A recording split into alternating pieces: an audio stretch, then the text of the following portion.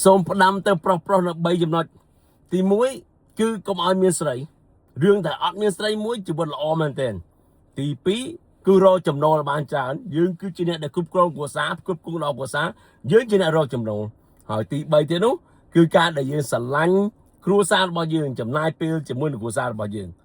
បងប្អូនអរគ្នាខ្ញុំរាល់ថ្ងៃខ្ញុំប្រើ Skinny Plus ដែលជាផលិតផលរបស់ផ្សារធម្មជាតិលេខ24ដែលប្រើទៅដើម្បីឲ្យសម្រកគីឡូខ្ញុំប្រើចិត្ត2ខែហើយខ្ញុំឃើញថាខ្ញុំស្រកបាន6គីឡូហើយបងប្អូនតាំងពីខ្ញុំប្រើមកចាំមើលខ្ញុំដាក់រូបឲ្យមើលតើរូបខ្ញុំពីមុនពេលខ្ញុំអត់ប្រើនោះប៉ុណ្ណាហើយនឹងពេលដែលខ្ញុំកំពុងប្រើនេះយ៉ាងម៉េចដែរខ្ញុំប្រើមួយថ្ងៃមួយគ្រាប់ញ៉ាំតាមអ្វីដែលគេប្រាប់ព្រលឹមឡើងខ្ញុំប្រើ Skinny Plus នេះមួយគ្រាប់ហើយល្ងាចឡើងគឺខ្ញុំប្រើ Skinny ធម្មតាមួយគ្រាប់ទៀតដែលជាផ្លែឈើដែលជាគ្រាប់ធ្វើជាតិមកពីប្រទេសប្រេស៊ីលល្អមែនតើបងប្អូនប្រើទៅស្រកគីឡូខ្ញុំបានស្រកបាន6គីឡូមានបងប្អូនថាស្រកយឺតណាស់2ខែហើយបានតែ6គីឡូតែខ្ញុំថា2ខែបាន6គីឡូគឺល្អមែនទែនចុះបើសិនយើង3ខែ4ខែកាន់តែស្រកទៀតគឺល្អមែនទែនបកមករឿងយើងវិញ3ចំណុចដែលសំខាន់សម្រាប់ជីវិតរបស់យើងជាគ្រួសារដើម្បីយើងរីកចម្រើនដើម្បីយើងរីករាយដើម្បីយើងមានសុភមង្គលក្នុងគ្រួសារគឺគ្មានអីជាង3ចំណុចហ្នឹងឯង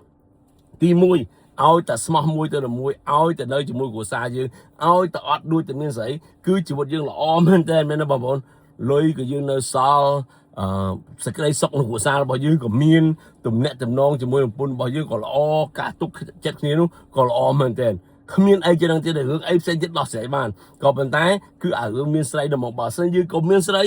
ល្អមែនតើមកគឺយើងអាចរស់នៅជាមួយគ្នារីកចម្រើនតទៅមុខទៀតយល់ទេមិនដែរបងប្អូនសូមជួយផ្លាយយោបល់ផងចំណុចទី2ដែលសំខាន់គឺការដែលយើងរកលុយធម្មតាទេបងប្អូនទោះបីជាប្រពន្ធយើងមានការងារធ្វើឬក៏អត់ដល់យើងខ្លួនឯងជាអ្នកប្រុសគឺជាអ្នកដែលគ្រប់គ្រងរបស់គ្រួសារយើងដាច់ខាតទៅរកប្រភពចំណូលរបស់យើងកាន់តែច្រើនកាន់តែអាចធ្វើបានមែនទេឥឡូវយើងមានមួយឧមាយើងមានចំណូលមួយយើងខំប្រឹងហើយយើងគិតមើលថាតើយើងអាចធ្វើម៉េចដើម្បីឲ្យមានចំណូលមួយទៀតណាហើយយើងរៀបចំជីវិតរបស់យើងយ៉ាងម៉េចមែនហើយចំណុចទី3គឺថាយើងត្រូវចំណាយពេលជាមួយគ្រួសាររបស់យើងព្រោះជួនកាលយើងរវល់ខ្លាំងពេកយើងធ្វើការខ្លាំងពេកយើងគិតតែប្រលុយក៏ប៉ុន្តែយើងអត់មានពេលឲ្យគ្រួសាររបស់យើងអត់មានពេលឲ្យប្រពន្ធរបស់យើងណាយើងអត់មានពេលបណែបណាក់គ្នាស្រឡាញ់គ្នាលោកលឿនមួយគ្នាយើងការស្រឡាញ់របស់យើងវានឹងកាន់តែថយទៅយើងអស់ចិត្តមួយគ្នាយើងលែងនេះក៏ថាបានហើយកូនរបស់យើងគឺត្រូវការចំណាយពេលជាមួយនឹងឪពុករបស់គេដែរយើងគឺអ្នកការពារគេយើងគឺជាអ្នកផ្ដល់មតិយោបល់ដល់គេយើងគឺជាអ្នកផ្ដល់ដំបូន្មានដល់គេយើងគឺជាឧទាហរណ៍ល្អសម្រាប់កូនរបស់យើងមិនអញ្ចឹងបើសិនយើងព្រឹកយើងទៀតពិបាកមែនទេហើយបងប្អូននិយាយថាណាក៏ដឹងដែរហើយបងប្អូនខ្ញុំជឿថាចំណុចទាំង3នេះណាក៏ដឹងដែរគាត់ថាវិជ្ជាការរំលឹកឲ្យយើងទាំងអស់គ្នាគួរតែគិតថាយើងជាអ្នកដែល